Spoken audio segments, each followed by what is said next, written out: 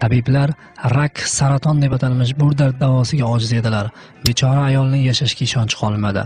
Biroq shunday bir holatda Allohning marhamati ila bu ojiza shifo topdi.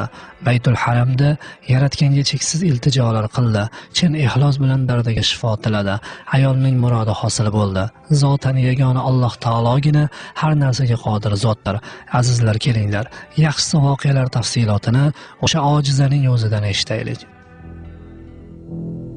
Men 9 yildan beri juda xatarli marazdan azob chekar edim.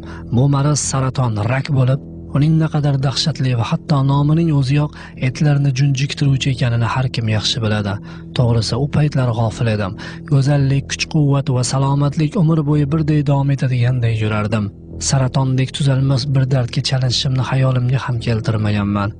Bu dardga uchraganimdan so'ng butun a'zoy badanim, butun vujudim larzaga tushdi.